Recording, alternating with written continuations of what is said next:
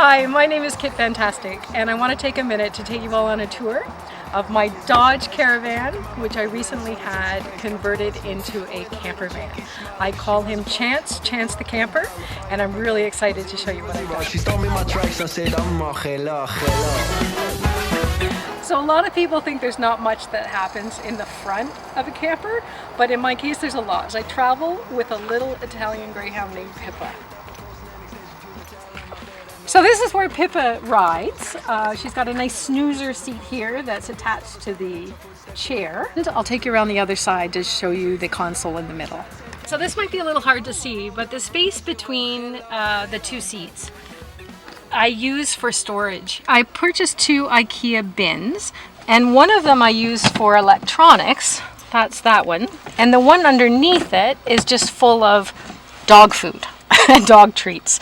So I also have these 2 magazine racks that I just sit side by side. One of them I keep for Pippa's liver snacks, and I keep my map.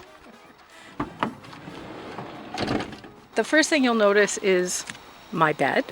I'm only 5'2", so I can sleep across the width of the van. I use 3-inch high-density foam, and I have 2 cushions on my bed, and then I have 2 long cushions on the back of the bed that serve as a backrest when it's a couch. These 2 cushions get used to make a second sleeping space. I have 2 pillows. The little one is the one that I sleep on, and the big one behind it is actually stuffed with my bedding. So this is just inside the same door, and essentially this is my electronic control center. Reading light, which is actually a navigational light from a marine store. Dome light, shore power, 120 volt plug, USB port, and a 12 volt plug-in. So pretty much every area in the van has a name, kind of like a house. This is my bathroom. Keep a few things in a plastic bag for just running back and forth to restrooms in the campsite. Down here is the office and library.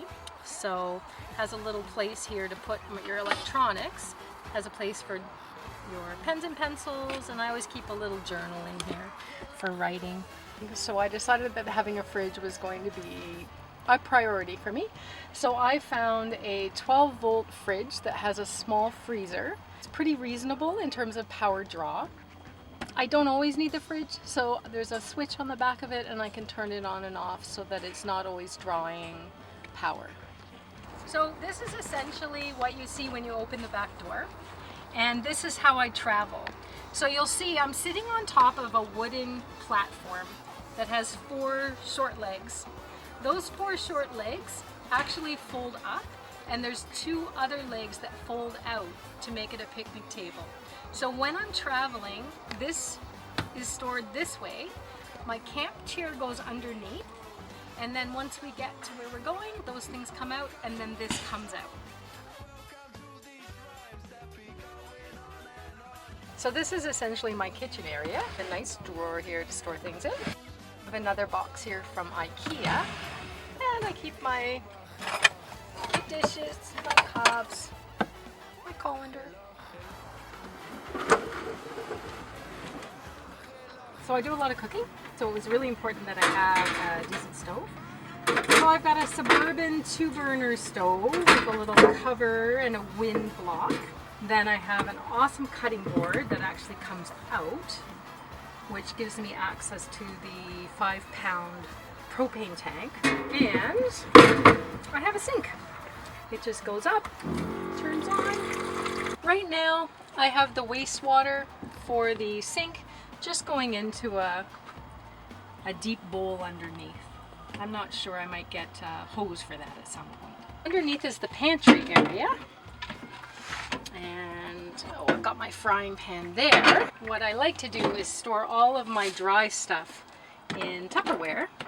So there's 8 of them all stored right underneath here. So the Dodge Caravan has stow and go seats in the back, this version, and I took them out completely, and then I just built the floor over top, but I used the cubby. So down here is where I keep my 6-gallon water tank. It's hooked up to the pump, which comes up to the sink. cord for when I'm hooked up to park power, a bag of bungee cords, and then I keep my 2 tarps down here. Took out the carpet and put in a moisture barrier just in case there was a problem with the water tank. So this is the side where the battery and the inverter are kept. And it just has a recessed handle. There's a battery, an inverter, and a converter. So the van is actually designed so that 2 people can sleep in it. Normally I would put the bed in, like how you saw it at the beginning, but right now it's not in, but I'll show you what I do. So I just take the cushions off the back, and I would slide them on top of the bed like this.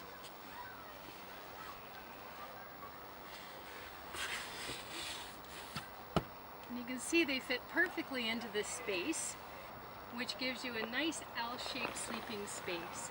And 2 people could easily sleep here and share foot space here. I thought I'd just take a second and show you the window coverings that I'm using. So they have blackout material on the back. They have a decorative material on the inside, and then in the very inside is the Reflectix insulation. So these are the solar panels that I went with. They're the Samlex 135. They're portable. You fold them up, you put them in the back of your van. I chose to go with them instead of having solar panels on the roof because I wanted to be a little bit more stealthy. So this is the extension cord that's attached to the solar panel. It just plugs into the side of the van. The wiring goes to the battery.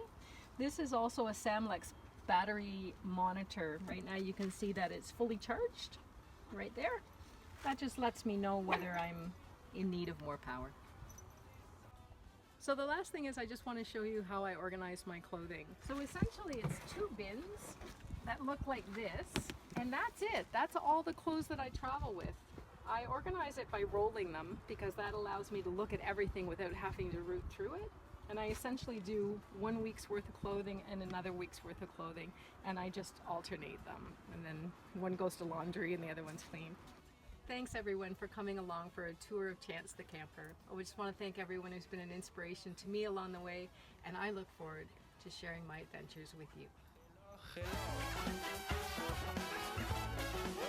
Hello, hello.